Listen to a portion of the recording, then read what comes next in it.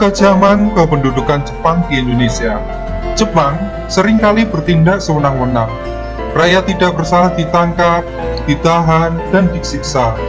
Teman-teman, tidak hanya itu, banyak gadis pribumi atau perempuan Indonesia yang ditipu oleh Jepang dengan dalih untuk disekolahkan atau dipekerjakan sebagai perawat. Ternyata hanya dipaksa untuk melayani para kompeten polisi Jepang ya, dan disekap di kampung-kampung yang tertutup menjadi wanita penghibur. Teman-teman, dari gambaran kondisi tersebut tentulah menambah penderitaan kesengsaraan rakyat pribumi kita dahulu. Rakyat pribumi tidak hanya diam saja, mereka melakukan berbagai siasat untuk melakukan perlawanan. Oleh karena itu, timbullah berbagai perlawanan di berbagai daerah. Nah, teman-teman, pada pembelajaran hari ini kita akan membahas perang melawan sang tirani. Apa saja ya perlawanannya? Yang pertama, Aceh angkat senjata. Yang kedua, perlawanan di Singaparna. Yang ketiga, perlawanan di Indramayu. Yang keempat, rakyat Kalimantan angkat senjata. Yang kelima, perlawanan rakyat Irian Barat. Dan perlawanan yang terakhir, ada organisasi militer bentukan Jepang, yakni Peta di Blitar angkat senjata.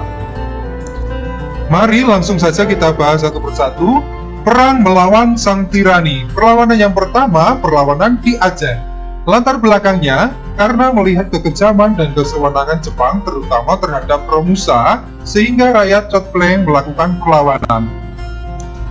Kronologi atau jalannya perlawanan. Perlawanan rakyat terjadi di Cotpleng yang dipimpin oleh Abdul Jalil, yaitu ulama muda sekaligus guru mengaji di Cotpleng, Aceh.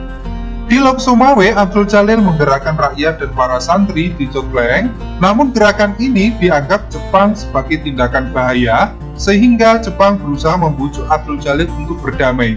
Karena Abdul Jalil menolak ajakan tersebut, maka pada tanggal 10 November 1942, pasukan Jepang menyerang Cotpleng. Pertempuran itu berlanjut hingga tanggal 24 November, dan pada saat rakyat sedang melakukan kegiatan sholat subuh, karena diserang, rakyat dengan sekuat tenaga melawan, bertahan, bahkan dapat memukul mundur tentara Jepang. Pertempuran terjadi lagi pada serangan Jepang yang kedua. Serangan ini dapat digagalkan oleh rakyat, dan pada serangan yang ketiga berhasil menghancurkan pertahanan rakyat Cotpleng. Masjid dibakar, pengikut Abdul Jalil banyak yang terdesak dan terbunuh. Perlawanan yang kedua, perlawanan rakyat di Singaparna. Latar belakang perlawanan, yakni pemaksaan adanya ritual sekiri, upacara untuk menghormati Dewa Matahari dengan membungkukkan badan ke arah matahari. Rakyat Singaparna yang religius dan berjiwa patriotik ini membenci dominasi asing sehingga mereka pun membenci pemerintahan Jepang, apalagi terhadap perilaku dan kebijakan yang tidak sesuai dengan ajaran Islam. Kronologi atau jalannya perlawanan di Singaparna.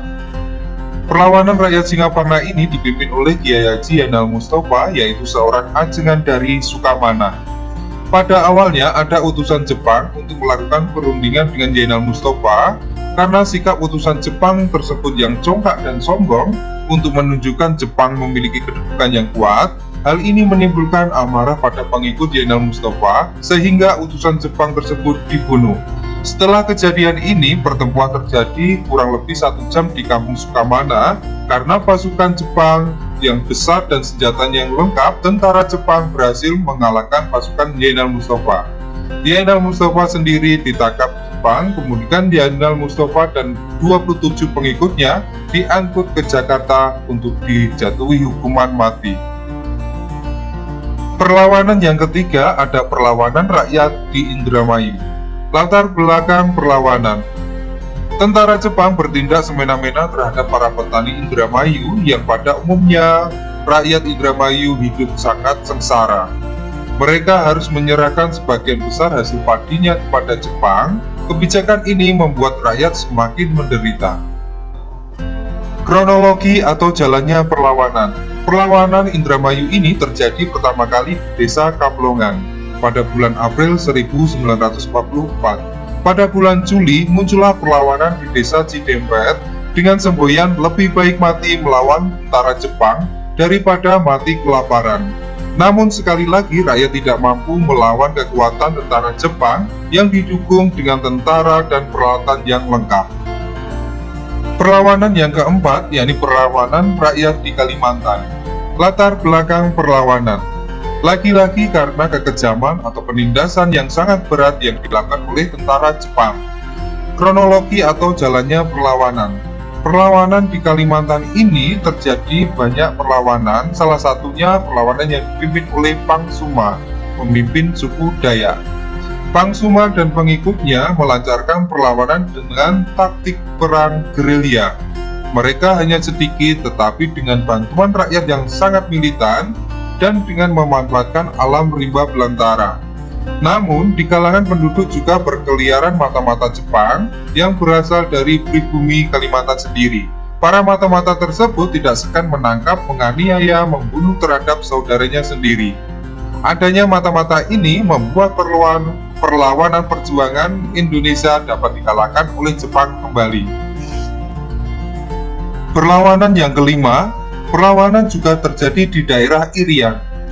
Latar belakang perlawanan, rakyat di Papua merasakan penderitaan yang sama, yakni tindakan semena-mena, kekejaman, dan penindasan. Mereka dipukuli dan dianiaya, wajar bila mereka melakukan perlawanan terhadap tentara Jepang. Kronologi perlawanan.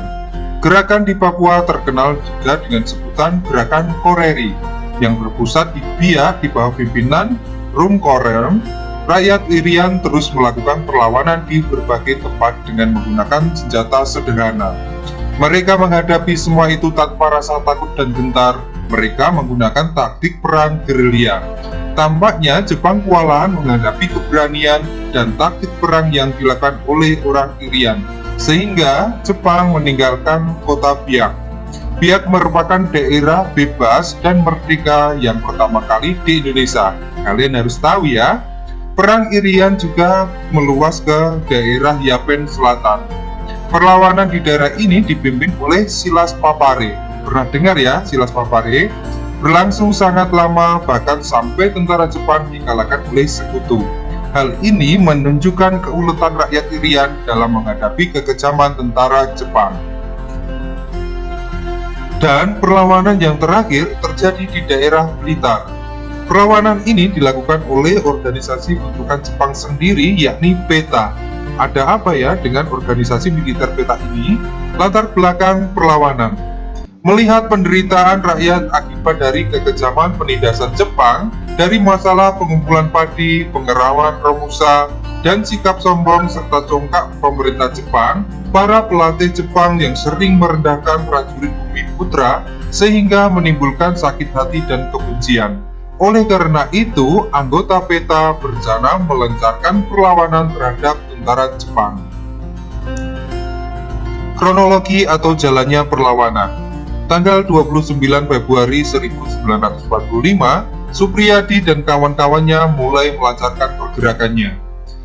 Setelah Jepang mengetahui hal tersebut, Jepang mendatangkan pasukan dengan beberapa tank dan pesawat. Tentara Jepang mulai menguasai seluruh kota Blitar dan menyerukan agar anggota PETA segera tunduk. Beberapa kesatuan dapat tunduk, namun mereka ditangkap, ditahan, dan disiksa. Namun ada beberapa pasukan PETA tidak mengikuti perintah tersebut dan memilih untuk melakukan perlawanan. Mereka membuat pertahanan di lereng Gunung Kawi dan distrik Pari. Dalam menghadapi tentara PETA ini, Jepang sempat mengalami kewalahan. Jepang mengerahkan semua pasukannya, namun pasukan Supriyadi tetap bertahan saat itu. Jepang melakukan tipu muslihat, yakni di bawah pimpinan Kolonel Katakiri, pura-pura menyerah, kemudian bisa bertukar pikiran dengan pasukan PETA secara lemah lembut. Kolonel Katakiri ini berhasil membuat perjanjian bahwa segala sesuatu perlawanan akan dianggap soal intern, dan mereka semuanya akan diterima kembali dan tidak akan dibawa ke depan pengadilan militer. Dan akhirnya pada suatu hari Sudan Muradi tiba ke Daidan. Mereka melapor bahwa pasukannya telah kembali. Mereka juga menyatakan menyesal atas perbuatannya melawan Jepang dan berjanji untuk setia pada kesatuannya. Mereka tidak sadar bahwa mereka telah masuk dalam perangkap, kemudian mereka dilucuti senjata dan ditawan, diangkut ke markas Kempetai di Blitar. Tidak lama, perlawanan PETA yang dipimpin oleh Supriyadi juga padam. Tokoh dan anggota PETA kemudian ditangkap dan diadili di depan Mahkamah Militer Jepang. Ada dari mereka dihukum mati, dipidana mati, dan dipidana seumur hidup. Demikianlah teman-teman pembahasan singkat perlawanan di berbagai daerah perang melawan tirani.